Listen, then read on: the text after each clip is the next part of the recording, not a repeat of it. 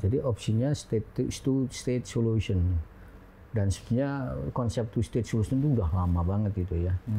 Cuma dalam perjalanan sejarahnya memang ternyata yang selalu mengkhianati itu Israel. Israel ini jangan diidentikan dengan satu agama, tapi harus dipisah dulu supaya paham. Jangan nanti banyak masyarakat yang salah paham. Betul. Memberikan pencerahan.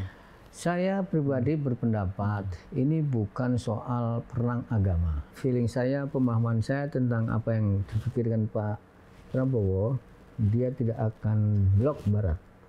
Kan non-blok gitu, Pak. Makanya, tapi jangan lupa, Mas, dia akan blok ini. Prof, kira-kira Prof ada nggak mencium bahwasanya sebenarnya potensi Zionis itu sudah masuk menyelinap ke Indonesia, ada nggak? Kalau ini nggak sekedar mencium sih. Apa sudah terlihat maksudnya? Sudah terlihat.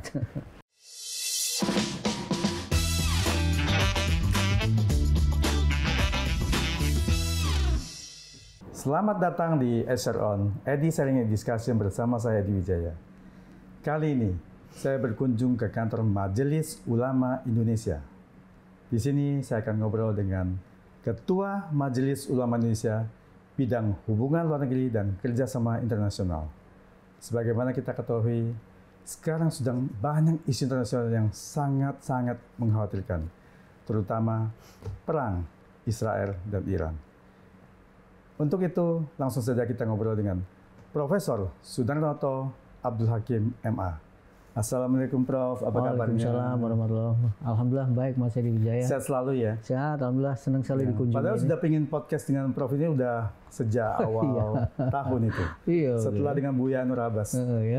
Ya, saya ingat betul waktu kami podcast dengan Buya Nur Abbas itu kan berkaitan dengan peluncuran buku, tiga buku pada saat tanggal 15 Februari. 15 Februari. Nah, Prof Sudarnoto juga meluncurkan buku pada tanggal 3 Februari 2025 pada ulang tahun yang ke-66 ya? Iya, betul. Nah, waktu itu kan langsung meluncurkan 3 buku juga. 3 buku, ya betul. Nah, ini kira-kira bisa ceritakan sedikit nih tentang gimana peluncuran buku ini? Ya, 3 buku itu karena memang ini inisiatif saya, bukan inisiatif keluarga atau istri saya. Saya ingat aja 3 Februari itu ternyata ulang tahun saya yang ke-66. Jadi oke lah kalau gitu untuk mengisi usia saya ke-66, saya mencoba untuk bertemu dengan banyak kalangan, sahabat-sahabat saya dalam peluncuran buku dan jumlahnya 3. Alhamdulillah memang hari itu ada hari baik, hari Senin. Jadi sudahlah 3 buku itu kita luncurkan. Yang 3 buku itu, satu soal Malaysia. Kebetulan saya peneliti Malaysia, disertasi saya tentang Malaysia. Kemudian yang buku kedua itu Indonesia Raya, jadi kerayaan Indonesia yang belum tentu raya betul. Itu buku saya, itu buku saya antara mencermati soal ekspektasi saya sebagai penulis, sebagai warga bangsa tentang kerayaan Indonesia. Nah, yang terakhir itu yang ketiga itu buku yang terbaru, yang paling baru lah pada tahun itu yang ke-36. Saya berbicara tentang MUI kaitannya dengan krisis global. Jadi 3. Istri saya juga kaget karena saya nggak pernah memberitahukan apa-apa. Jadi ya sudah ikut saja dalam upacara atau acara. Alhamdulillah ada 7 tokoh ya. Terdiri dari para diplomat, kemudian aktivis, kemudian akademisi, juga dari wakil pemerintah yang sempat memberikan catatan terhadap gagasan-gagasan saya yang ada paling tidak dalam 3 buku itu. Ya, saya alhamdulillah senang sekali. Ya, tapi kebanyakan isu itu berkaitan dengan kemanusiaan dan keadilan ya. Tema utama akhirnya memang keadilan. Keadilan ya.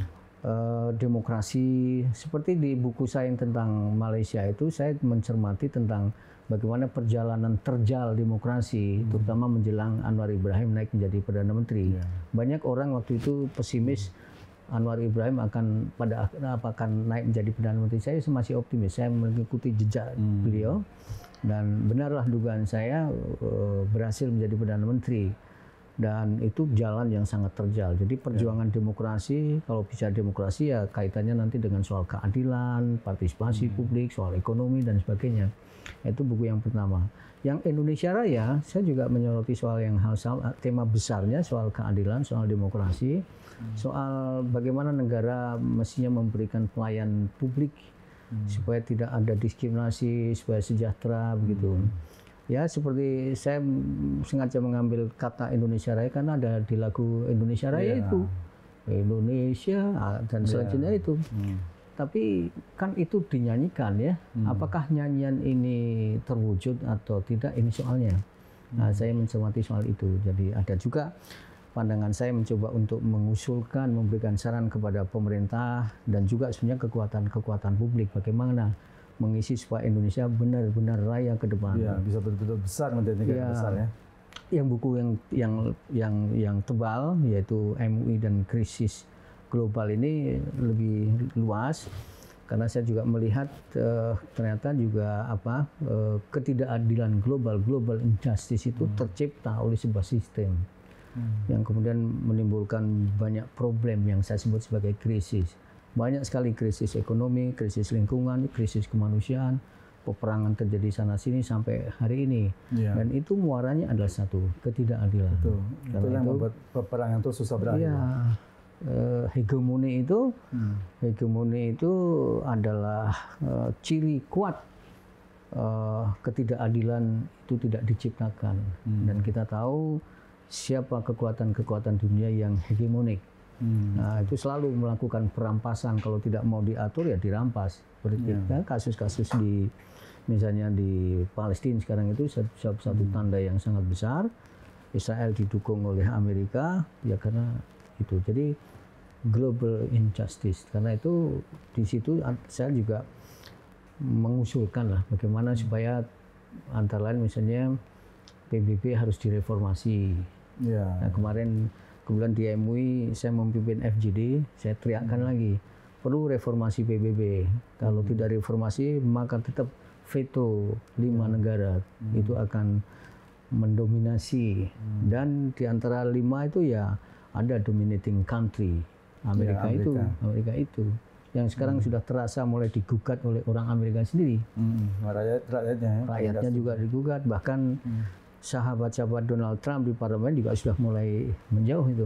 Jadi saya kira ini isu keadilan. Tetapi saya juga di buku yang terakhir itu saya bercerita tentang bagaimana ini muaranya juga sebetulnya ketidakadilan, melihat orang lain secara berbeda. Padahal Universal Declaration of Human Rights itu jelas sekali memberikan jaminan. Tapi nyatanya tidak terwujud itu ya. Masih ada juga supremasi putih, white supremacism, mendiskriminasi orang-orang kulit hitam. Di Amerika itu masih terlihat sekali. Apartheid itu ya masih terlihat sekali. Diskriminasi, ethnic cleansing itu ya. Nah, termasuk saya cerita juga soal itu, termasuk Islamofobia. Fobi terhadap kehadiran Islam, terhadap umat Islam di berbagai wilayah. Itu juga bagian kegagalan Barat, kalau boleh saya menyebut, untuk membangun kesetaraan. Nah, jadi protes ya, protes atau boleh sebetulnya protes saya terhadap ketidakadilan global dan ekspektasi yang mestinya bisa saya sampaikan, dan mudah-mudahan ini juga menjadi pikiran orang banyak gitu. Dan saya melihat itu pandangannya Prof bisa sampai nanti masyarakat juga banyak yang bisa memahami. Sehingga memang perlu perubahan dunia ini, terutama dari PBB ini harus ada perubahan ini. Karena kelihatannya memang selama ini ada peperangan, ada penindasan terhadap satu negara, tapi PBB nggak bertarung, nggak berbuat apa-apa. Jadi ya saya kira karena itu, karena ada dominating country yang terwujud di dalam struktur kepemimpinan di PBB, terutama di Dewan Keamanan PBB ya. Itu menurut saya gagal. Gagal cita-cita mendirikan PBB awal. Sampai hari ini kegagalan yang sangat fatal. Artinya terjadi pelencengan lah ya. Melenceng. Dari niat awal itu tidak seperti niat awal ya. Kalau bahasa NU sudah keluar dari khitoh. Sudah keluar dari khitoh. Sudah keluar dari khitoh. Fitohnya tidak begitu. Nah karena itu masih harus dulu. Tapi sulit. Ya kan awalnya tujuannya PBB ini untuk menjaga perdamaian dunia. Iya itu dia. Tapi sekarang sudah malah tidak terjaga, malah terjadi kegoncangan di mana-mana. Jadi karena itu harus kita koreksi. Dan koreksi tidak bisa dilakukan kalau tidak ada space untuk partisipasi ya kayak saya, kayak semua orang. Dan sebenarnya tanpa buku saya itu semua masyarakat internasional ya itu sudah berteriak hal yang sama. Ya saya senang karena kalau boleh saya menempatkan buku pikiran-pikiran saya yang ada di paling tidak di 3 buku itu ya bersesuaian dengan semangat global masyarakat internasional dan juga beberapa negara sudah diteriakkan di mana-mana. Tinggal sekarang ini ya menyelesaikan problem yang sangat kompleks sekali. Kompleks itu gimana ini? Nah ini kan masalah yang tidak sederhana, bukan masalah 1-2 orang, tetapi sistem. Karena itu memang ke depan menurut saya harus dibangun sebuah new system. Ya. Dan saya setuju Prof, itu keadilan itu adalah akar daripada perdamaian. Betul. Nah, dan agama Islam mengajarkan begitu. Itu banyak sekali istilah-istilah dalam Al-Quran, al-qisti, al-adl, gitu-gitulah banyak sekali mengingatkan kita untuk bersikap adil. Apartheid itu tidak adil, diskriminasi tidak adil, ethnic cleansing apalagi ya. Jadi ya harus dibangun. Alternatif sudah kelihatan. Alternatif terhadap terhadap kebekuan ya, kebekuan global karena leadership PBB atau badan PBB tidak jalan sudah mulai kelihatan. Cuma memang belum mulai. BRICS misalnya. Ya, Indonesia waktu itu agak ogah-ogahan tapi akhirnya masuk juga. Karena BRICS itu kan antara lain sepanjang yang saya pahami itu kan keluar dari hegemoni Barat gitu. Hegemoni kecongkaan imperialisme ya Barat, dan ini menjadi semangat banyak negara ya BRICS itu. Itu bisa menjadi alternatif. Amerika dan dolar ya. Betul. Nah ini saya melihat kita sekarang hidup dalam situasi di mana ada gerakan global yang menginginkan perubahan fundamental. Ya. Nah ini Prof, ini kan yang baru-baru ini kan Presiden Prabowo kan sempat menyatakan waktu Presiden Macron kunjung ke Indonesia, Prabowo bilang waktu itu akan mengakui Israel kalau seandainya mengakui Palestina terlebih dahulu.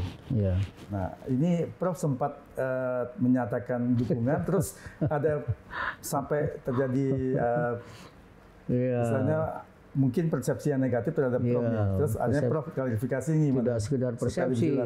Tidak sekedar persepsi negatif, menyerang pribadi. Saya baca juga. Waduh ini. Jadi gini, ini kalau saya bayangkan Pak Prabowo itu, kira-kira ini imajinasi saya, Pak Prabowo itu ngomong sama, ini kan maunya Israel kan, maunya Israel semua orang harus bersahabat dengan dia gitu loh. Ya termasuk Indonesia kan, Indonesia dulu sudah berkali-kali ditawari untuk melakukan hubungan diplomatik dengan Israel. Dan bahkan Amerika dulu lewat Menteri Luar Negeri kalau nggak salah ya 2-3 tahun yang lalu, karena saya juga memberikan reaksi itu Indonesia akan diberikan bantuan finansial yang cukup besar, saya lupa itu. Tapi asal mau membuka hubungan diplomatik dengan Israel. Jadi menurut saya itu memori lama muncul pada waktu Gus Dur, Presiden, ya kan pernah mengatakan begitu.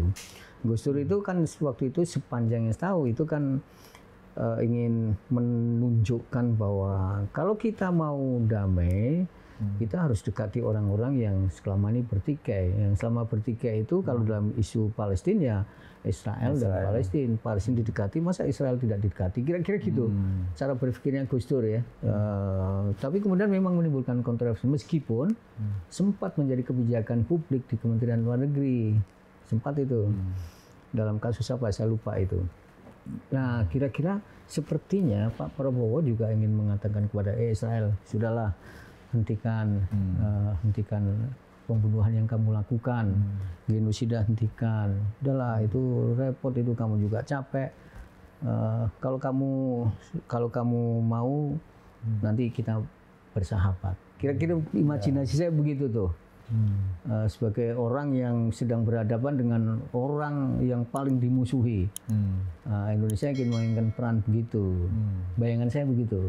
Jadi di media memang disebutkan, bukan di media ya, di ungkapan yang disampaikan oleh Pak Prabowo ke Emmanuel Macron itu, ya, dia bilang ya kita siap sajalah membuka hubungan diplomatik dengan Israel asal syaratnya begitu. Tapi poin utamanya sebenarnya bukan hubungan diplomatiknya. Goalnya itu mundur si Israel, jangan menjajah gitulah kira-kira. Kan pasti semangatnya Pak Prabowo itu semangat amanah pembukaan Undang-Undang 45 ya. Ini tafsir saya ya. Jadi goalnya itu bukan hubungan diplomatik, tapi goalnya itu adalah sudahlah, kamu jangan menjajah lagi. Tapi kayak seperti diiming-imingi begitu. Bayangan saya begitu. Saya memang memberikan komentar, bisa dimengerti. Saya menyebut kata maaf juga ya. Wah, itu marah publik ya, marah publik. Wah, apa kok masa ini MUI memberikan maaf kepada Israel yang sudah membunuh sekian puluh ribu. Macam-macam lah. Waduh, ini salah tafsir ini. Termasuk kawan-kawan yang saya tahu, kawan-kawan yang memang dekat dengan saya tapi juga tidak mengontak saya langsung melalui misalnya Ustadz Hidayat Nur Wahid dan sebagainya. Kawan kan nggak percaya, tapi kok di media begitu. Lalu saya jelaskan, wah ini kalau dibiarkan kontroversi ini tidak produktif. Kalau soal saya sih nggak persoalan ya. Tapi ini menyangkut tentang konsolidasi kekuatan-kekuatan masyarakat pembela Palestina yang saya terlibat di dalamnya cukup lama. Jadi saya buatlah klarifikasi. Maksudnya tidak begitu. Saya sejak awal sudah sangat keras MUI melalui saya keras, tidak ada normalisasi hubungan tidak ada hubungan diplomatik dengan Israel. Saya contohkan sikap saya terhadap penolakan bukan pasukan kesebelasan U20 Israel itu kan mau bertanding ke Indonesia. Ya, itu kan saya tolak kuat gitu ya, yang pada akhirnya yang nendang PDI ya, dan akhirnya juga itu lalu waktu Singapura dan juga tadi ya Menteri Luar Negeri atau apa yang ingin mau memberikan dukungan finansial dan sebagainya, saya memberikan reaksi yang cukup keras, no way. Mendukung pernyataan Bu Retno. Jadi kalau dari soal itu tapi saya lihat wah ini kalau terjadi kontroversi di kalangan teman-teman pembela Palestina nanti akan kacau nih, karena juga serangan dilakukan terhadap presiden, padahal presiden harus kita pertahankan sebagai mitra. MUI kan mitra pemerintah, menjaga membela Palestina dalam kerangka kepentingan nasional. Nah itu lalu saya jelaskan. Tapi apakah ini nggak nanti bisa bertolak belakang dengan kebijakan pemerintah? Karena pemerintah kan nanti akan hubungan. Ini yang sebetulnya juga. Kalau Palestina diakui kan. Jadi gini, jadi saya melihat memang two-state solution itu memang sudah menjadi opsi dan keputusan di PBB ya. Indonesia juga menjadi bagian dari itu. Jadi opsinya two-state solution. Dan sebenarnya konsep two-state solution itu udah lama banget itu ya. Cuma dalam perjalanan sejarahnya memang ternyata yang selalu mengkhianati itu Israel. Jadi tidak pernah ada keinginan yang baik untuk berdampingan, bahkan sampai terakhir menjelang perjanjian ceasefire sementara 3 tahap itu dikhianati lagi. Padahal Hamas saya baca sudah siap meskipun berat hati. Kira-kira gini loh, ini tanahku kok ya menjadi two state, itu gimana ceritanya? Ya memang kalau kita baca ceasefire malah diserang ya. Iya, apalagi sekarang sudah mau ceasefire, sudah tahap pertama diserang. Jadi nah itu yang membuat masyarakat yang saya pahami, yang saya baca karena saya dekat dengan mereka, itu nggak menerima gagasan two-state solution itu. Nah dari sisi ini, tapi kan suara jalanan ya, maksudnya suara publik ya, Sementara keputusan negara resmi didukung oleh pemerintah Indonesia juga itu two state solution sampai hari ini. Nah, tapi menurut saya agak kerumitan juga bagaimana menjelaskan two state solution pada saat ternyata Israel juga menghabisi betul itu.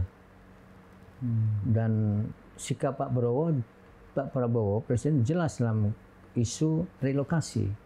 Ya, untuk memindahkan 2 juta lebih korban dipindahkan ke luar negeri, termasuk ke Indonesia, gitu ya, dikosongkan. Nanti Gaza dan seluruh Palestina itu, Gaza paling tidak itu dibangun dengan dibangun dengan cara baru yang kemudian nantinya akan dijadikan Riviera of the Middle East. Nah, itu artinya, dan Amerika, Donald Trump, pernyataan kedua sebelum ketemu, pada saat ketemu dengan Benjamin Netanyahu, awal Donald Trump diberi presiden, itu kan taking over the Palestinian land, termasuk Gaza, diambil alih.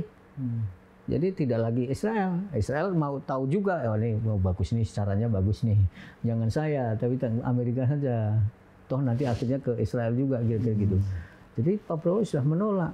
Artinya taking over itu artinya no two state solution, kira-kira gitu. Ya sama aja mengambil alih negara orang lain kan. Iya dong. Iya, itu artinya. Nah, ada kerumitan, Mas. Saya lihat two state solution itu kerumitannya sangat luar biasa. Nah, saya melihat ya karena ini sudah menjadi keputusan PBB, itu harus dipegang terus. Nah, sementara publik, di kawan-kawan di pembela Palestina itu nggak setuju two state solution. Inilah yang tapi mungkin tujuan two state solution itu supaya mengakhiri perang dulu, supaya jangan ada korban lagi yang lebih banyak kali. Berhenti lah perangnya. Itu satu, supaya berhenti. Meskipun Israel nggak mau. Yang kedua, ya sudah, nanti itu menjadi 2 negara yang bertetanggaan baik-baik kayak Indonesia, Malaysia begitu. Tapi sulit juga loh. Tujuannya menurut saya bagus juga ya, menurut saya bagus. Jadi cuma memang kalau two state solution itu skema petanya yang mana? Sekarang ini kan sudah mereteli tentunya masih banyak hal yang masih dibahas, siapa yang dirugikan, siapa yang diuntungkan. Itu satu hal, siapa yang diuntungkan, siapa dirugikan. Tetapi hal lain itu adalah perjanjian lama yang sudah disepakati. Palestina sudah disepakati, yaitu sebelum tahun 1967. Gitu. 1967 skema itu, peta itu 1967 dipertahankan, kemungkinan ya Palestina akan terima. Tapi ini dihabisi. Kan sudah diokupasi begitu banyak ya. Palestina mungkin ya keberatan juga barangkali. Pasti. Nah, jadi di bawah itu kerumitan bagaimana two state solution itu. Ini memang enak bagi para diplomat, tapi tidak enak bagi pejuang di bawah itu. Karena mereka berhadapan langsung. Ini tanah saya. Ini kemarin saya itu nanam jagung di sini. Sekarang nggak ada lagi jagung. Melangkah satu aja sudah ditembak misalnya gitu. Diusir.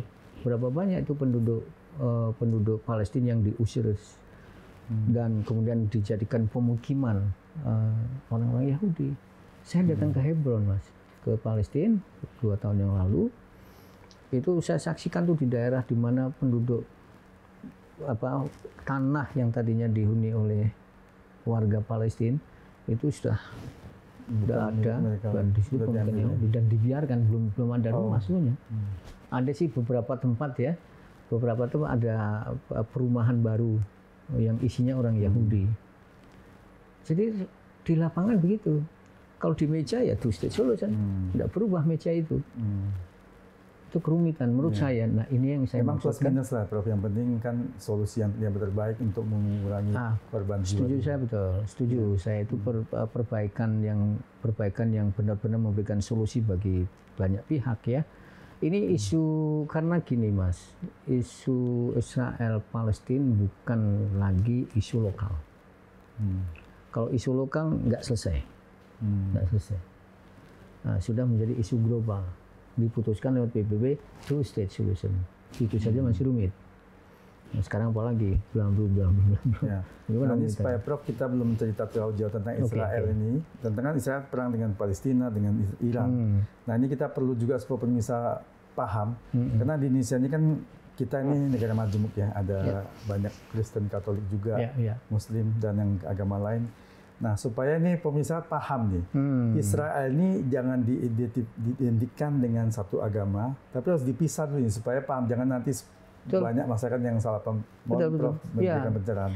Saya pribadi berpendapat ini bukan soal perang agama, sama sekali bukan. Ini adalah soal penjajahan dan keterjajahan. Ya, jadi siapa yang menjajah? Israel. Siapa yang terjajah? Palestina. Dan di Israel ini kan banyak juga. Dan di Israel itu banyak juga orang Islam. Kemarin ketahuan juga orang Islam, orang Kristen nggak boleh masuk bunker ya. Ya, pas mengungsi ini isu-isu lain. Saya nanti akan komentari kalau cukup komentari itu. Jadi ini bukan soal isu agama. Kalau perang bukan perang agama. Dan Israel juga kan banyak sukunya, Yahudi dan banyak.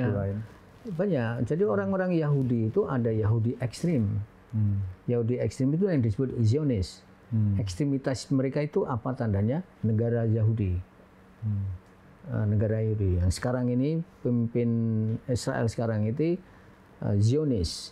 Zionis itu adalah cita-cita lama untuk memberikan negara sendiri yang namanya Yahudi. Israel itu. Nah, tetapi dengan cara-cara yang tadi kita diskusikan tuh merebut dan sebagainya. Zionis. Nah, tapi banyak juga orang-orang Yahudi yang pakai kopiah kayak saya, bukan, ini putih hitam ya, yang putih itu ya, itu nggak mau itu mereka, itu kejahatan itu. Di Amerika kita lihat di beberapa negara di Barat yang demo-demo itu juga bukan orang Islam tapi orang Kristen, orang Yahudi juga gitu loh, bahkan mungkin yang agnostik juga, karena ini isunya adalah kemanusiaan. Isu kemanusiaan yang memang semua orang harus membela kedaulatan kemanusiaan, apalagi sudah dideklarasikan dalam Universal Declaration of Human Rights itu. Ya, apalagi juga membunuh sipil ini sudah. Apalagi membunuh sipil. Ditentang.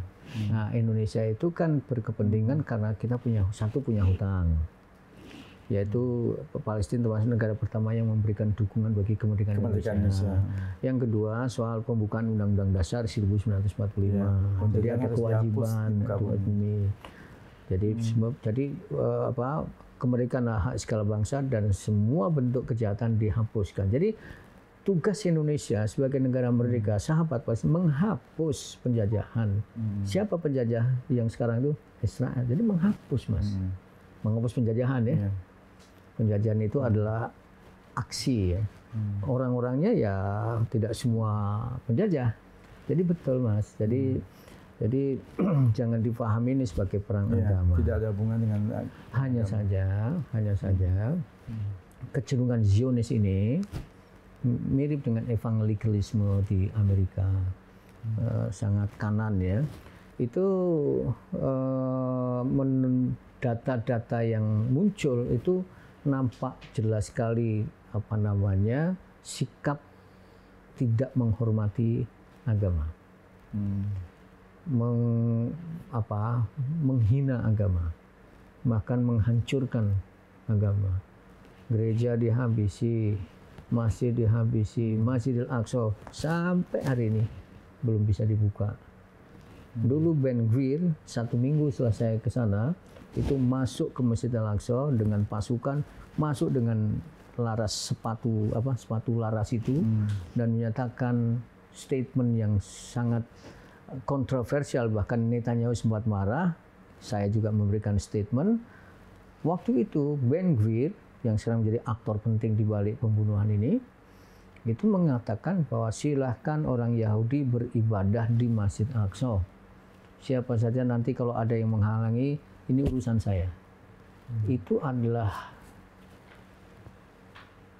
secara terbuka mendeklarasikan bahwa tidak menghormati agama Islam.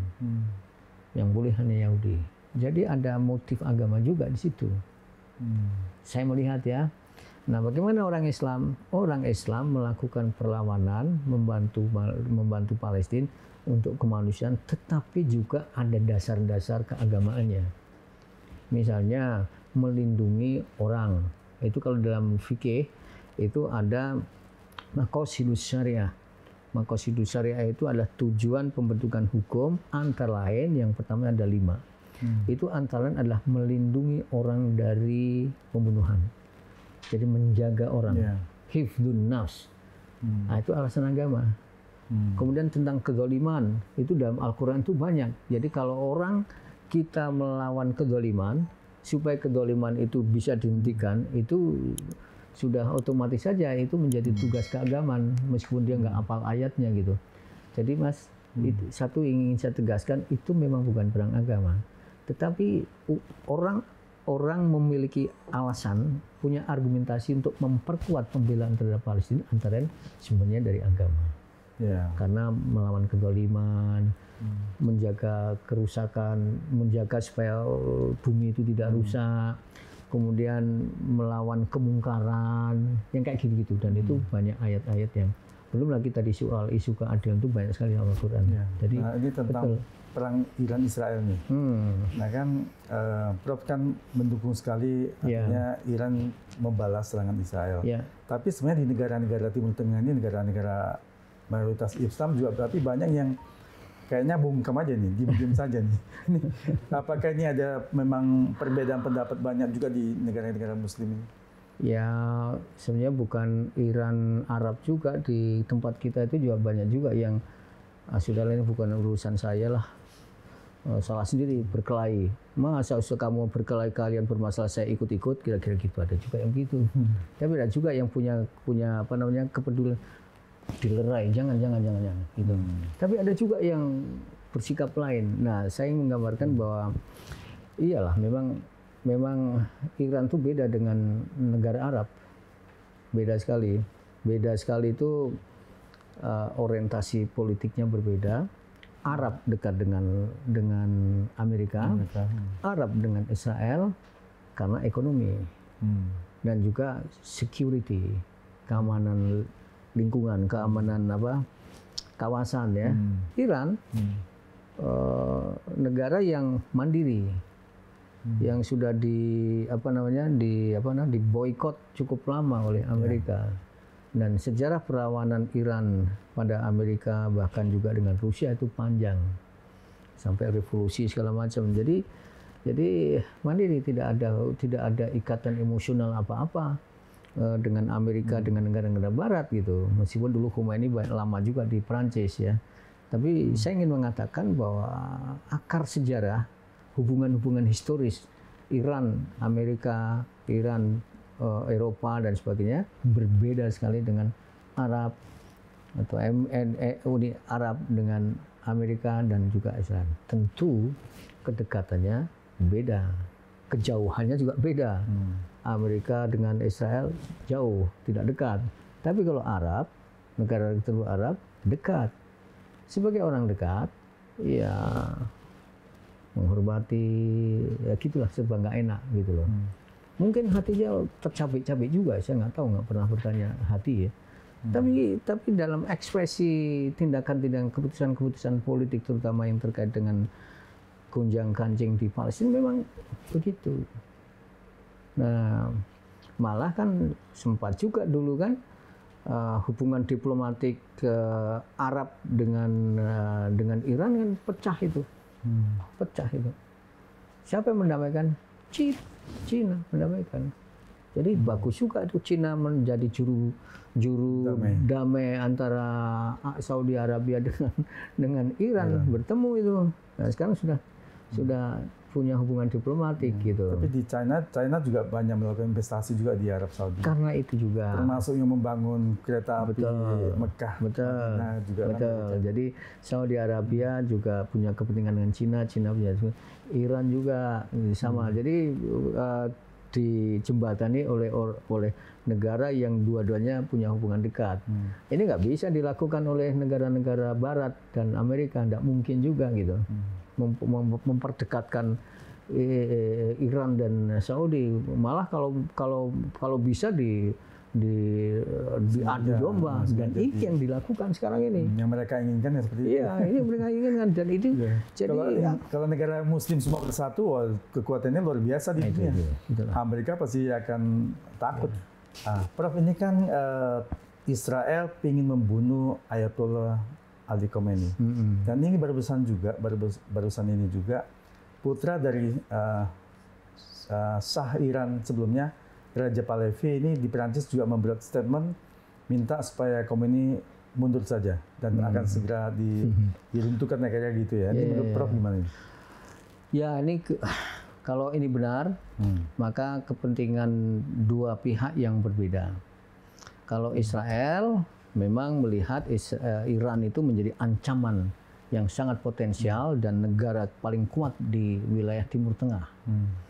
Itu keberadaannya sangat mengganggu, karena itu apalagi dalam kasus terakhir itu Iran sempat menghancurkan sangat sangat luar biasa. Israel itu pastilah Benyamin Netanyahu ingin menghancurkan kekuasaan Ali Khamenei ini. Jadi membunuh lah ya. Tapi ini Ali Khamenei ini, Ayatollah Ali Khamenei sudah mempersiapkan 3 penggantinya nih. Ya, betul. Orang Iran di sana sudah siap mati juga itu. Jadi saya lanjutkan itu. Nah, sementara ini adalah cucu pendiri dinasti Pahlavi. Yang dulu tahun 78-79 diruntuhkan oleh Imam Khomeini. Karena kezalimannya, karena kekejamannya gitu. Dalam waktu 1920 kira-kira 1920 sampai 1979. Jadi sempat dua sultan, 2 penguasa. Nah, itu jatuh, sudah tidak ada lagi dinasti itu. Nah, mungkin cucunya, anaknya ini cucunya pergi ke Perancis, saya nggak tahu ya. Jadi saya kalau dia melakukan itu pasti karena dendam. Dendam pribadi. Karena dendam bapaknya, sebenarnya bukan diambil alih, bukan dikudeta, dijatuhkan. Memang dijatuhkan, diruntuhkan dinasti itu. Nah, ini mumpung ini bisa dijadikan Ali Khomeini dijadikan common enemy. Ya, Israel pasti senang-senang aja. Cuma bagaimana caranya cucu pendiri dinasti Pahlavi itu melakukannya saya nggak tahu. Karena itu personal, apakah kemudian dia akan mengirim tentara dari mana. Tapi mungkin itu memanfaatkan situasi itu. Bagi Ali Khomeini, pemimpin Iran sekarang itu sebenarnya udah lama juga pemimpin dulu itu dalam kaitannya dengan soal pertentangan global seperti yang terjadi sekarang ini, dia siap bahwa situasi terburuk mungkin akan terjadi, bahkan pada dirinya sendiri mungkin terbunuh, mati, tapi dia sudah terbunuh. Saya kira bagus menyiapkan kader sama dengan yang dilakukan oleh Hamas, ya. Oleh Hamas itu kaderisasi itu jalan itu. Siapa namanya? Yang kemudian dibunuh di Iran ya, itu kemudian diganti tapi dibunuh lagi, dan memang risiko. Saya kira Iran memang siap dengan risiko. Tentang perang Iran ini, kenapa alasan Israel menyerang Iran itu katanya untuk supaya Iran tidak membuat pemusnah massal senjata nuklir. Apakah ini bisa dibenarkan ini? Karena harusnya kalau memang itu benar terjadi, apakah harusnya tim PBB yang datang survei dulu, benar enggak? Kan tidak merupakan asumsi-asumsi dari negara tertentu saja. Amerika sama Israel itu sama aja. Dulu Irak itu Saddam Hussein itu jatuh karena alasan itu. Massal, ya. Tapi kan nggak ada. Buktinya nggak ada. Dan informasinya itu senjata pemusnah massal, senjata biologi itu adalah sisa perang antara Irak Iran yang waktu itu Irak didukung oleh Ronald Reagan kan, oleh Amerika sendiri. Ya, itulah kelakuan yang katanya belum sempat dibawa pulang. itulah cara Amerika untuk mengatur lalu lintas dunia itu, menuduh. Banyak korban tuduhan itu, korban politik yang harusnya ada sanksi ya, Prof ya. Kalau bukti ternyata tidak ada buktinya, apa sanksinya? Negara udah propaganda, presidennya dibunuh, ya apa sanksinya? Dewan Keamanan PBB. Nah kan nggak digaungin. Dewan Keamanan PBB itu dikuasai, selalu diveto oleh Amerika. Bahkan serangan serangan kemarin itu Amerika itu Amerika tidak bisa ngebom ke Iran itu tidak melalui 3 situs nuklir itu tidak melalui parlemen, tidak melalui persetujuan parlemen. Kan ilegal tuh.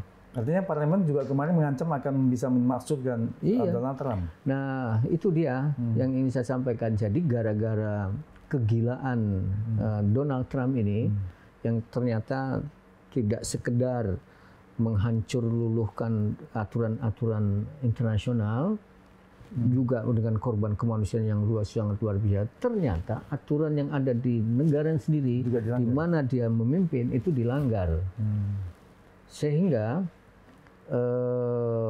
kawan-kawan Donald Trump yang dulu mendukung, partai-partai yang mendukung Donald Trump, tokoh-tokohnya sekarang sudah mulai beralih.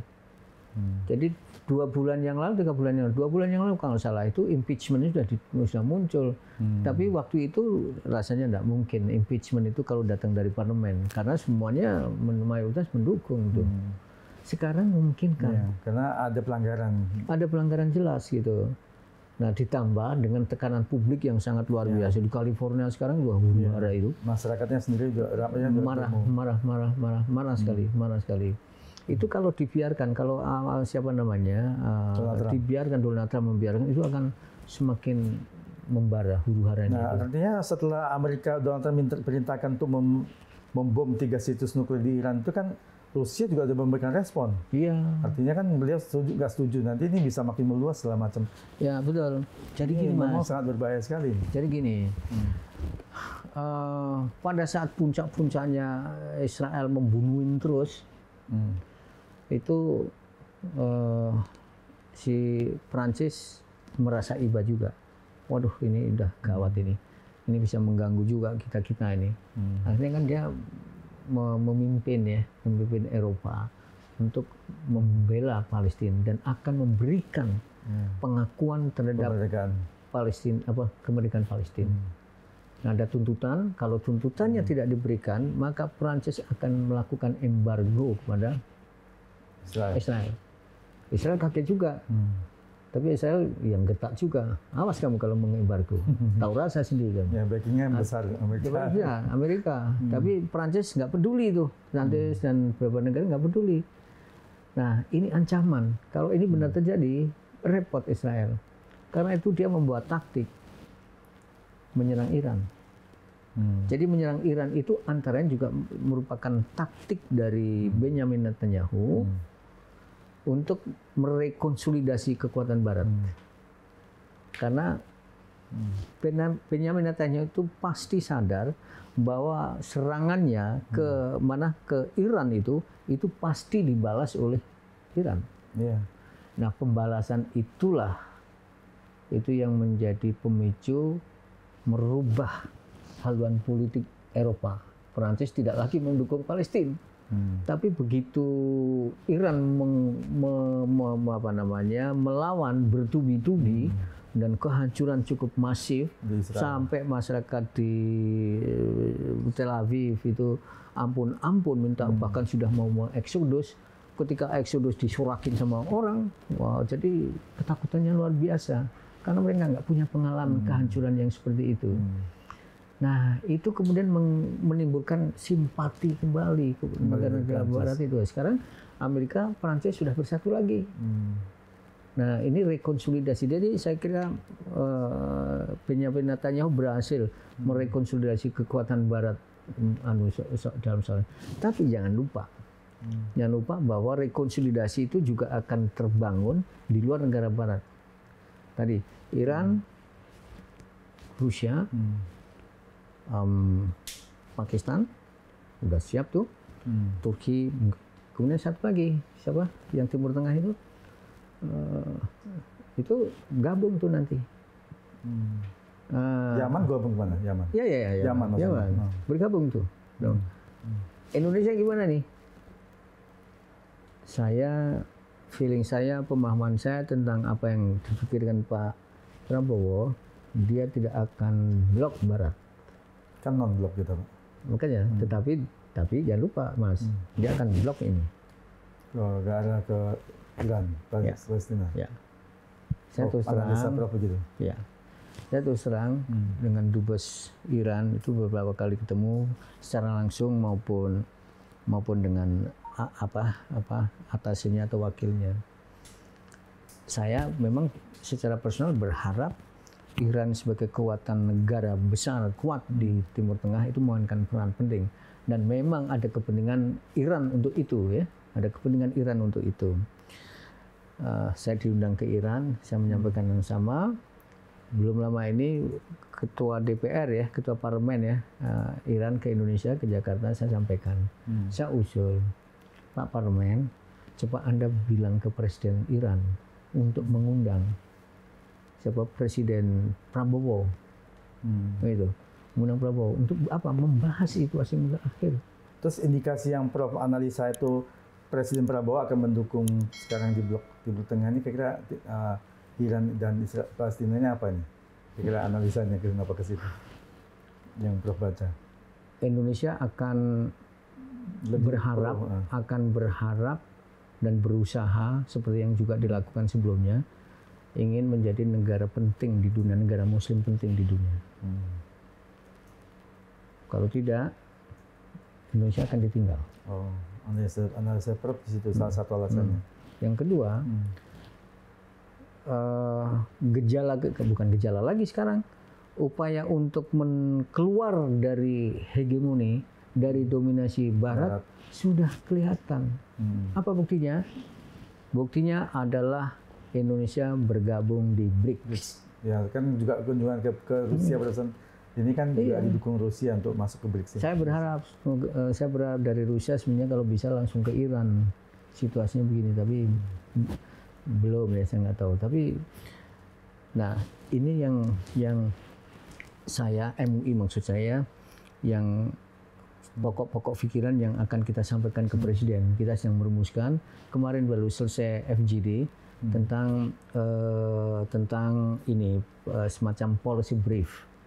Policy brief MUI tentang diplomasi total dan intensif Indonesia untuk Palestina. Tapi kalau Indonesia masuk ke blok timur ini yang dukung Palestina dan Irannya, apakah nggak agak bahaya ini buat Indonesia ini, perekonomian kita ini terutama, ya? Semua orang berbahaya. Iran apa nggak berbahaya? Berbahaya. Situasi sekarang itu bukan situasi yang aman-aman saja, yang baik-baik saja. Tetapi memang ada dalil. Cari jalan yang tingkat bahayanya rendah, karena semua berisiko. Kalau nggak mau berisiko, nggak usah ngapa-ngapain. Pak Prabowo pernah bilang kirim tentara. Oh, untuk membantu Palestina atau apa? Cuma memang humanitarian aid. Humanitarian apa? Membantu Palestina. Oh, yang kemarin pengungsian, masalah pengungsian. Ya, soal begitu kemarin heboh soal pengungsian. Tetapi sense saya Pak Prabowo akan berharap bisa menjadi bagian penting dari perubahan global. Ya, kalau mengirim tentara atau militer ini kan tentunya untuk misi perdamaian, ya, kayaknya, ya. Ada dua, Mas. Kalau pengiriman tentara untuk menjaga perdamaian, itu syaratnya satu, yaitu sudah ada permanen ceasefire. Ya, kesepakatan antar negara untuk ceasefire. Sudah ada permanen. Israel dan Palestina tidak pernah ada ceasefire yang permanen. Yang sementara saja, yang 3 tahap saja, sudah dihancurkan pada tahap pertama. Nah, saya bertanya memang Kemenlu gimana nih? Kalau nggak ada pengiriman tentara, itu nggak ada yang melindungi. Nah, jadi apakah ini bagian dari juga Istimewa Ulama yang kemarin juga merekomendasi? Jadi Istimewa Ulama, betul. Istimewa Ulama yang saya menjadi perumus untuk isu internasional, itu antara menyebutkan Indonesia berinisiatif bersama OKI atau negara lain pencipta damai untuk pengiriman tentara. Tapi pengiriman tentara ini bukan seperti Israel. Pengiriman tentara itu untuk melindungi warga dari pembunuhan, menjaga supaya tidak dibunuhin gitu. Kalau perlu memukul mundur, memaksa untuk ceasefire permanen. Nah itu tujuannya, melindungi kemanusiaan. Cuman agak sedikit kabur ini kan, karena Israelnya kalau serang ini kan kadang juga mau babi buta juga, nggak hanya ke ya itu tentu saja dari sisi skema ada Mas, ada skema, cuma memang pastilah Indonesia itu harus juga berhitung, nggak mungkin sendiri, Iran sendiri nggak mungkin sendiri. Apakah istimewa ulamanya jangan hanya merekomendasikan Indonesia dan negara AOKI, barangkali bergabung dengan negara PBB supaya lebih terlegitimasi? Jadi memang gini, saya waktu itu kami ya MUI memfokuskan itu itu harus berkonsolidasi kuat gitu loh. Itu maksud saya. Ya tadi pertanyaan tadi, kok nggak ngapa-ngapain sih negara-negara terdekat itu? Itu terkonsolidasi. Tetapi juga di poin itu disebutkan dengan negara-negara lain pencinta damai. Pencinta damai apalagi terkait dengan isu Palestina, ada 147 negara anggota PBB sudah memberikan dukungan kepada Palestina. 147 dari 190 sekian. Itu mayoritas itu. Tapi banyak yang masih diam. Mungkin perlu satu negara yang memperkasai ya, seperti tadi istimewa ulama ya. Supaya berani muncul bersuara, supaya mengganting semua negara-negara yang tadinya pengen tapi berdiam saja. Jadi ada 3 skema tentara ini. Yang satu tadi pasukan perdamaian di bawah PBB, tapi syaratnya harus ada gencatan senjata permanen. Itu satu opsi. Opsi kedua itu bergabung. Bergabung. Ini misi rahasia, misi intelijen lah kira-kira. Itu Indonesia bergabung dengan negara-negara yang menyerang Israel, bergabung gitu. Yang ketiga itu military intervention, itu maksudnya membawa dukungan kemanusiaan, tetapi harus ada jaminan keamanan. Nah ini di bawah PBB ini harusnya. Bisa dengan PBB. Bendera PBB, kan nanti diserang juga. Bisa dengan PBB dan bisa juga. Kenapa bisa? Amerika sudah pernah melakukan, Mas. Yang disebut dengan humanitarian and military intervention. Dalam kasus di Bosnia kalau nggak salah itu. Itu selesai itu. Tanpa PBB. Amerika sih bisa, Pak. Kalau negara kecil itu kan jadi masalah kan? Ya, itu kan hitungan ya, hitungan. Artinya tapi pernah ada dalam sejarah ada. Ada opsi yang memungkinkan. Mungkin ada opsi 4 mungkin ya. Tapi kira-kira dalam bayangan MUI ini itu 3 tadi tuh militer ke sana. Dan sekarang sudah ada militer ke sana dulu sebelum ini ya. Sebelum ini dulu kami MUI bekerja sama dengan TNI untuk karena TNI memang mengirimkan tentara ke sana untuk di kapal itu rumah sakit kapal. Untuk MUI memberikan dukungan dan lembaga-lembaga filantropi mendukung itu. Militer juga gitu. Kenapa mesti militer? Karena di situ ada jaminan. Kira-kira gitulah. Nah, itu opsi-opsi begitu yang perlu dicari. Saya memang pernah bertanya kepada Kemenlu, ada enggak sih opsi yang di luar itu? Dia bilang, wah kami belum memikirkan. Tolong Kementerian Luar Negeri. Kalau enggak itu habis itu orang-orang itu. Mau ditembak atau enggak ditembak, kalau apalagi sudah di blokade sedemikian rupa, makanan enggak masuk, minuman enggak, obat-obatan masuk, habis juga. Siapa yang akan menjamin, melindungi? Harus ada kekuatan. Nah ini maksud saya, kekuatan global alliance untuk protect the Palestinian people. Memproteksi, melindungi. Bantuan masuk, buka blokade. Nah sekarang soal blokade, saya kira Indonesia punya peranan penting. Indonesia itu dengan Mesir sudah lama banget bersahabat. Mahasiswa kita banyak di sana ya dulu ya. Artinya kedekatan itu. Jadi saya kira menurut pikiran kami itu Indonesia bisa memainkan peran lebih untuk meyakinkan siapa namanya Mesir. Supaya blokade dibuka. Kan isunya blokade dibuka sebetulnya. Sekarang yang Long March itu sudah berapa hari tuh duduk di situ nggak bisa masuk gitu. Ini setelah Hormuz juga diancam mau ditutup nih gimana kalau sampai tertutup ya? Karena parlemen Iran juga sudah menyetujui ini. Pasti kalau diserang terus mau ditutup saat Hormuz. Pasti repot. Pasti setelah ekonomi akan berdampak. Ya, harga minyak akan naik. Cuma memang dampaknya memang juga akan terkena pada negara-negara Muslim juga. Iya, banyak sih negara Muslimnya pasti terkena dampak kalau harga minyak naik. Nah, sebenarnya arahnya kan ke Amerika, ke Israel ya. Jadi sebenarnya Amerika kan, kalau Amerika terus-terusan itu bisa begitu. Cuma pasti Iran mempertimbangkan kalau itu ditutup, maka negara-negara sahabatnya juga akan terdampak gitu. Sama dengan serangan pangkalan militer kemarin. Nah ini yang tentang serangan pangkalan militer nih. Setelah Amerika menyerang situs nuklir Iran, Iran kan menyerang pangkalan militer Amerika di Qatar. Iya.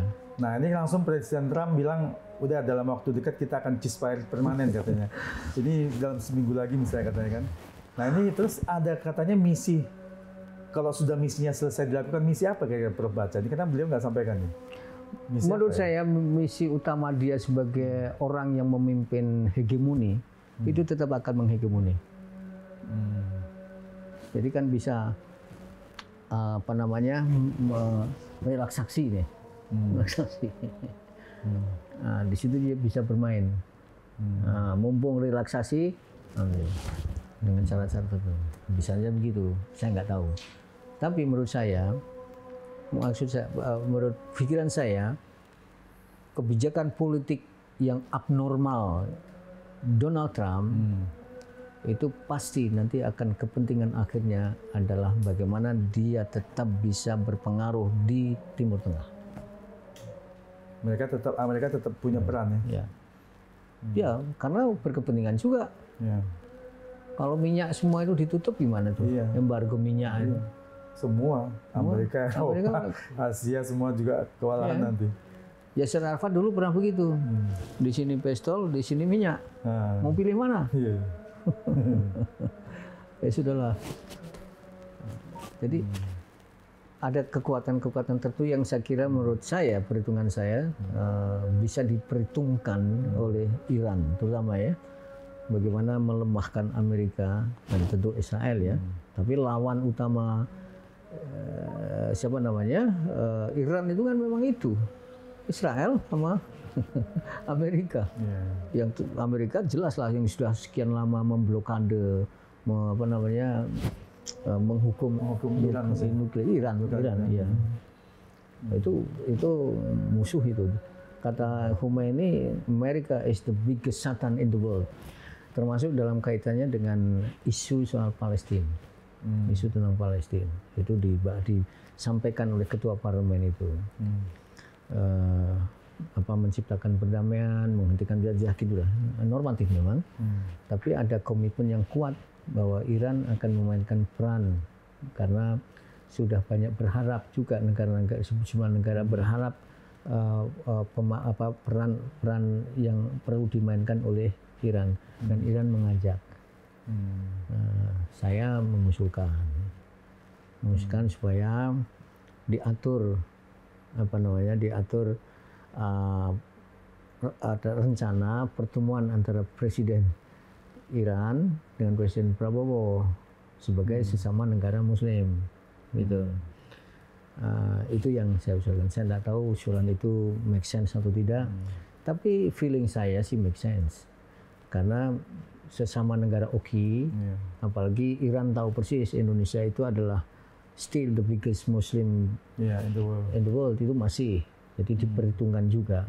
Kunjungan saya ke 4 kali atau 5 kali ke Iran memberikan sinyal yang sama. Pentingnya ikatan. Bahkan Iran mengatakan ini Iran itulah adiknya Indonesia begitu. Jadi itu menurut saya perlu dilakukan rumusan program-program yang terukur kerjasama Iran Indonesia dalam berbagai bidang, termasuk di dalam menangani isu-isu internasional. Karena kalau tidak akan mengganggu dunia Islam juga.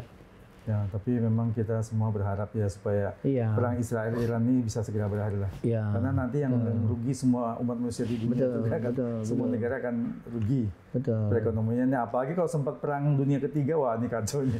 Atau misalnya bom nuklirnya dilepas ini, waduh ini tambah kacau lagi nih. Efeknya ke semua manusia di dunia. Sekarang kan Menteri Luar Negeri sudah menyatakan darurat 1 kan ya. Untuk orang Indonesia pulang. Ya udah dijemput nih, udah evakuasi warga Indonesia yang di Iran. Iya di Iran sudah. Nah di tempat yang lain seperti di Jordan itu juga sudah mahasiswa Indonesia sudah pulang. Karena saya dapat cerita kemarin baru ketemu dengan yang sudah pulang itu. Kenapa pulang? Wah itu Pak Prof itu rudalnya ya. Rudalnya lewat terus. Ya kalau lewat aja sih, kalau ada jaminan lewat aja sih nggak apa-apa. Tapi tiba-tiba kalau jatuh ini kan repot itu urusannya. Iya betul. Dan saya diminta oleh Pak Dubes untuk sudah mahasiswa Indonesia pulang aja, pulang sekarang. Jadi memang kecemasan yang beralasan terjadi perang dunia. Jadi memang harus dihentikan. Nah ini penting. Menghentikan apa gitu? Yaitu menghentikan agresi Israel. Itu kunci. Akar masalahnya itu adalah agresi militer Israel. Itu harus dihentikan. Kalau tidak, dia akan terus dengan berbagai cara. Nah ini karena terbatasnya waktu juga, ini kita alihkan ke masalah himbauan MUI untuk memboikot produk yang berafiliasi dengan Israel. Tapi ini kelihatannya nih, Prof. Gen Z kita ini, anak-anak muda kita itu nggak terlalu peduli atau mungkin cuek aja gitu. Ada himbauan tapi mereka sih nggak terlalu mendengarkan. Ini kayaknya menurut Prof gimana? Saya prihatin juga. Tapi Gen Z di rumah saya alhamdulillah sih. Oh iya di rumah. Kalau di rumah masih ada bapaknya. Cucu saya itu. Cucu saya kelas 3 SD. Masih, ya? Perempuan. Kalau saya ngikut istri saya belanja, dia ikut. Setiap tunggu, nah dia polisinya. Dicek tuh Israel enggak. Kalau Israel, gitu ya? neneknya bilang, ada kakeknya yang jangan terus, itu enggak deh, enggak ini Israel. Nah, enggak berani neneknya. Tapi betul. Tapi gini Mas, ada optimisme hasil riset ya, hasil riset yang dilakukan oleh Institut Halal Indonesia yang dipimpin oleh Ihsan Abdullah. Itu fatwa MUI tentang boykot, namanya kita nggak menamakan boykot sebenarnya, tapi ya isinya memang boykot.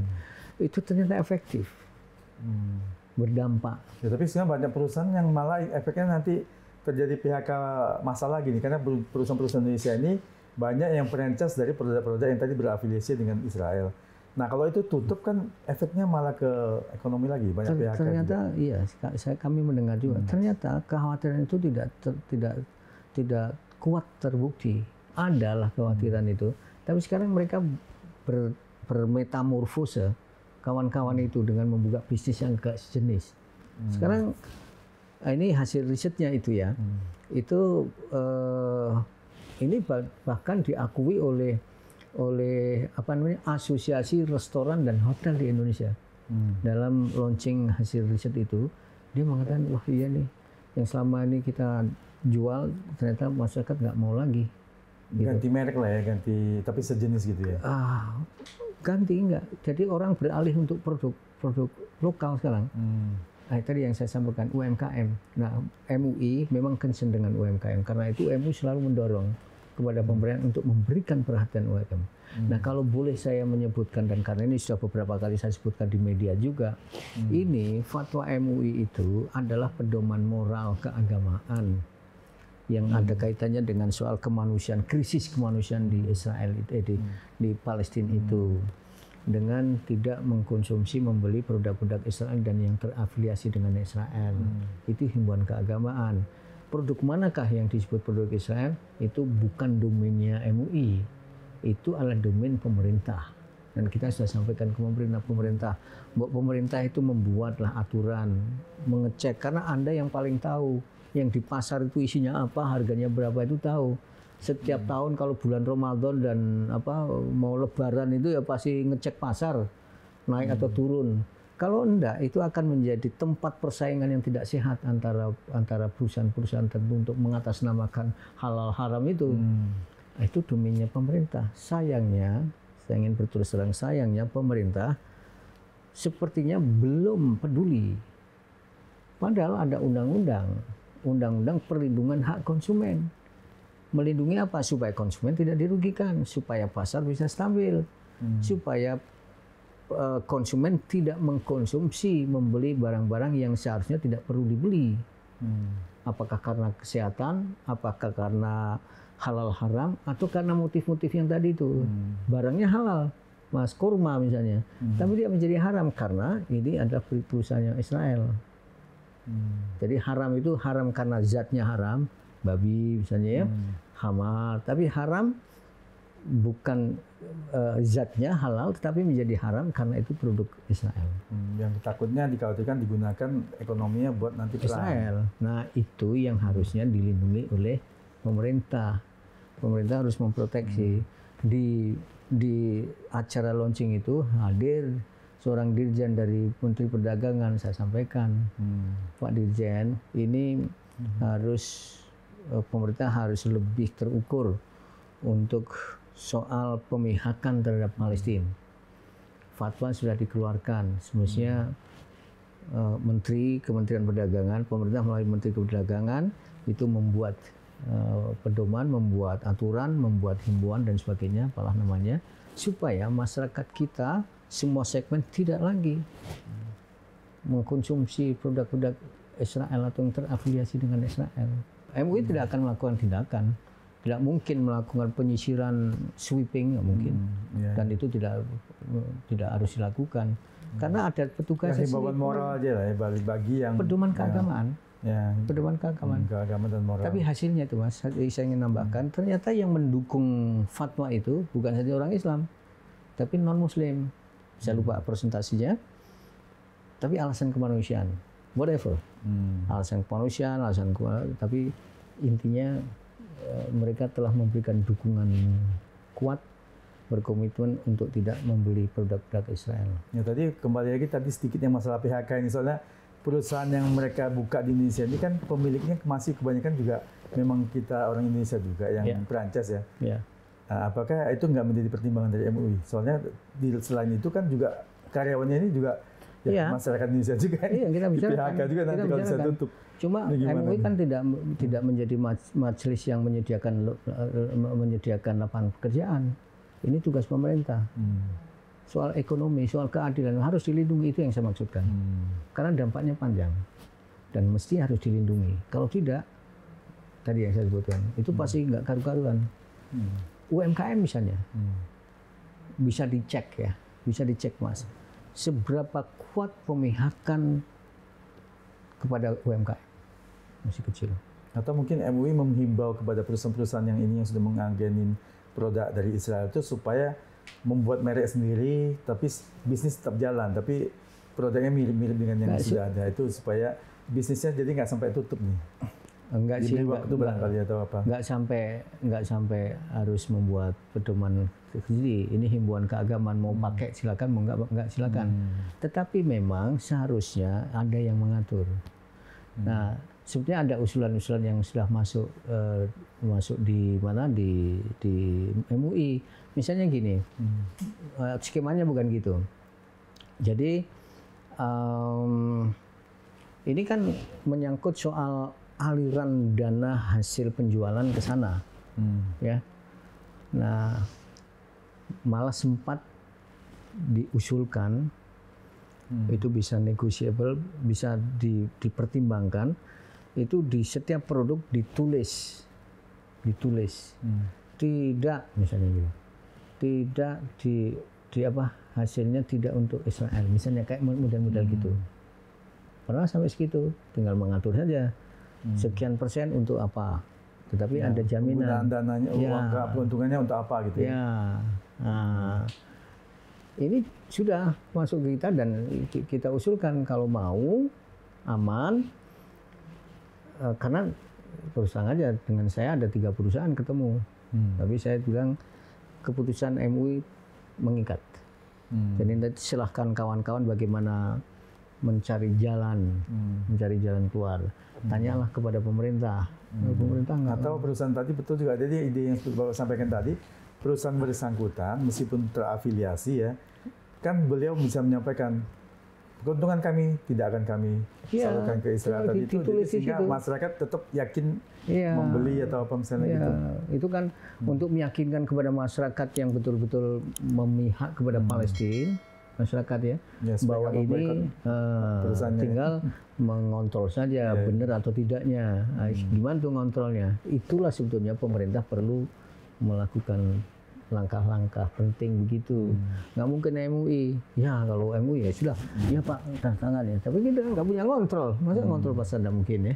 Tapi itu satu poin yang menurut saya sih bisa dilakukan.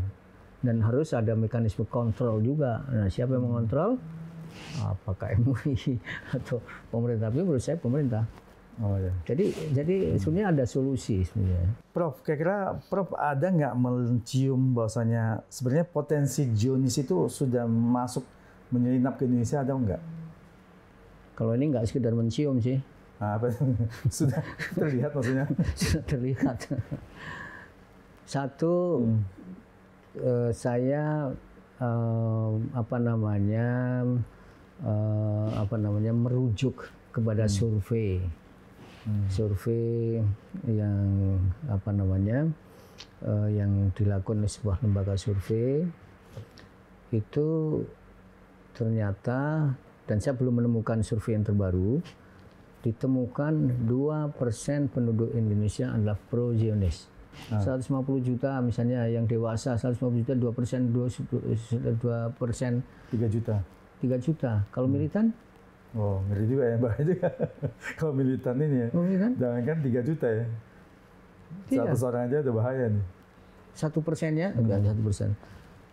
Indikasinya, dirjen yang saya cerita tadi, itu bilang memang ada kerjasama perdagangan Israel Indonesia. Kok bisa? Loh, perdagangan bukannya memang selamanya juga memang terjadi? Sudah? Iya, pertanyaan kok bisa? Kok boleh? Itu satu. Tapi di balik perdagangan kan negosiasi. Siapa bernegosiasi? Siapa? Bukannya hubungan diplomatik Indonesia Israel tidak ada? Kenapa nyatanya ada? Itu yang saya gugat. Tapi biasanya produk Israelnya terutama tentang alutsista yang canggih ya barangkali ya, menurut kondisi sekarang kan Israel canggih. Nah biasanya masuknya juga lewat negara ketiga. Tahu saya, Israel pasti, Singapura antara lain. Sama juga cara-cara orang Israel masuk ke Indonesia dengan menggunakan visa negara lain. Karena ada double membership kan?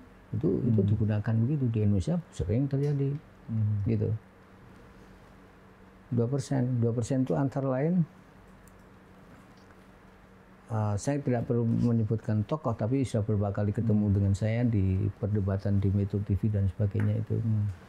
Dia memang membangun sebuah organisasi yang ikut mengkampanyekan soal ini. Tapi kok bukannya yang Israel yang Zionis ini kan bukan arahnya ke militan yang teroris itu, kan tidak ke sana. Ini Zionis. Oh, tapi arahnya kemana? Apakah bahaya juga nanti akan timbul pastilah terorisme segala macam? Jadi tidak mesti begitu, itu, kan? Tidak mesti begitu. Tetapi merekatkan hubungan Indonesia dengan Israel itu kalau politik tidak mungkin, karena negara keputusannya begitu, nggak ada hubungan. Tapi di bawah, Mas. Lewat kebudayaan, lewat pelatihan-pelatihan, perdagangan, dan macam-macam. 5 orang intelektual muda NU ke Israel, ketemu presiden. Iya, ada fotonya. Heboh. Saya mempersoalkan. Akhirnya NU PBNU minta maaf. Kemudian diikuti tokoh-tokoh itu juga minta maaf, gitu. Itu kan yang membiayai tadi itu yang organisasi itu. Termasuk setelah itu heboh Istiqlal karena mengundang, dia adalah tokoh penting American Jewish Committee, American AGC, American Jewish Committee. Datang ke Indonesia, bekerja sama dengan Istiqlal, menyelenggarakan pelatihan dan sebagainya. Lalu saya protes karena waktunya beriringan dengan 5 tokoh muda intelektual yang ke NU ke Israel itu. Bertemu Netanyahu. Iya, itu mau mengadakan acara, akhirnya bubar. Nah kayak gini-gini. Atas nama dialog antar agama, atas nama ini itu. Saya mengingatkan itu mungkin saja misi kebudayaan yang mungkin diikuti oleh anak-anak muda, anak-anak SMA, dikelola oleh komite seperti itu untuk datang ke Israel, tidak ngapa-ngapain, tidak ketemu tokoh, datang ke pasar, foto-foto di sana. Ngawain anak-anak muda maunya seneng-seneng. Tapi kalau bukan ke sana itu memang banyak wisata religi juga ke Israel kan, seperti sudah umum kan, nggak ada masalah. Difoto, lalu disebut inilah kaum muda Indonesia yang telah. Nah, ini menjadi sumber legitimasi. Alat melalui perangkat kebudayaan menguatkan legitimasi bahwa sebetulnya masyarakat Indonesia itu berharap ada hubungan diplomatik dengan Indonesia. Ini poin saya. Narasi. Narasinya akan dibangun begitu. Enggak ngapa-ngapain. Cuma nanti karena itu undangan resmi, difoto, dijadiin apa tuh? Ya, untuk membuat semacam image. Konten. Dan bangun image, narasi, ya gitu. Inilah masa anak-anak muda senang sekali berhubungan dengan Israel, bla bla bla bla. Nah, itu pasti rusak. Persis seperti yang di MANU itu. Malah kalau di MANU karena cendekiawan salah seorang di antara mereka berargumentasi kan, wah, kami ini ingin mendamaikan dan bla bla bla. Saya bilang, wah ini nggak ngerti geopolitik nih, saya bilang. Nah, kayak gitu loh. Itu temu presiden parah ya. Nggak ketemu presiden pun itu narasinya akan dibangun begitu. Prof, ini sebagai penutup, apa saran Prof kepada Presiden Prabowo supaya Indonesia ini bersikap yang bijak terhadap Timur Tengah tentang perang Israel dengan Iran dan Israel dengan Palestina ini supaya segera berhenti? Ini apa kira-kira saran Prof kepada Presiden? Baik, terima kasih. Jadi Presiden Prabowo adalah menurut pandangan ada seorang patriotik, seorang nasionalis, dan seorang humanis, dan beliau pasti yakin dan mengetahui betul bahwa posisi Indonesia yang sekarang ini di bawah kepemimpinan Presiden Prabowo itu tetap menjadi negara Muslim yang besar yang diperhitungkan secara internasional oleh semua pihak. Karena itu Majelis Ulama Indonesia, dan ini sedang kita siapkan, memang perlu melakukan langkah-langkah ya bijak tentunya ya, berdasarkan kajian yang mendalam, langkah-langkah strategis yang tapi terukur. Terukur untuk pertama dalam kaitannya dengan isu soal Palestina untuk bisa meyakinkan negara-negara manapun supaya genosida dihentikan. Ini yang kedua, supaya blokade dibuka. Ini soal kemanusiaan. Kemanusiaan itu lintas agama, lintas bangsa, itu harus dihargai. Nah, ini dua poin ini menjadi sangat penting. Tentunya nanti kaitannya dengan komitmen bangsa Indonesia untuk memerdekakan Palestina. Saya kira upaya-upaya diplomatik terus harus dilakukan, tetapi memang lebih terukur. Seperti negara-negara sekarang juga sudah berpikir bagaimana supaya perjuangan diplomatik itu bisa lebih efektif. Tantangannya tidak kecil, memang tantangannya tidak kecil, cukup berat. Saya sih pernah menyampaikan juga, meskipun tidak langsung, penting juga Presiden Prabowo juga berbicara di samping dengan Presiden Iran dan lain-lain, tapi dengan Amerika. Dengan Amerika. Dulu pernah kan datang ke Amerika dari awal-awal kepresidenan, masa kepresidenan Pak Prabowo, tapi ya masih belum terlampau serius pembicaraannya ya. Artinya Presiden Prabowo disarankan supaya lebih proaktif lah ya? Ya, itu jadi proaktif untuk melakukan ini yang saya sebut tadi, yang sedang dirumuskan oleh MUI, yaitu diplomasi total dan intensif. Jadi memang proaktif memang penting. Nah, saya kira Indonesia bisa karena memang diperhitungkan oleh banyak negara. Mudah-mudahan sih kita berharap. Yang terakhir sebenarnya engagement antara pemerintah dengan masyarakat, dengan MUI, dengan semua elemen masyarakat supaya lebih kuat, khususnya terkait dengan isu Palestina dan juga soal Israel, Iran dan sebagainya. Nah ini penting sekali. Saya kira itu. Terima kasih Prof. atas Sama-sama. waktu dan tempatnya luar biasa podcast dengan kami di SRON. Sama-sama.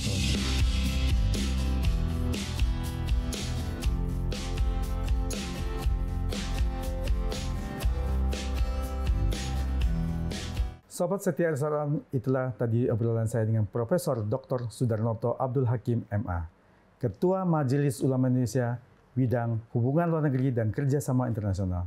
Semoga penjelasan beliau bisa memberikan pencerahan dan edukasi buat kita semua, dan terutama perang Israel-Iran dan perang Israel-Palestina bisa segera berakhir. Nantikan obrolan berikutnya yang tetap menarik bersama narasumber yang wow dan amazing hanya di SRON, Edi Sharing Discussion, podcast yang kreatif, inovatif, dan informatif. Sampai jumpa.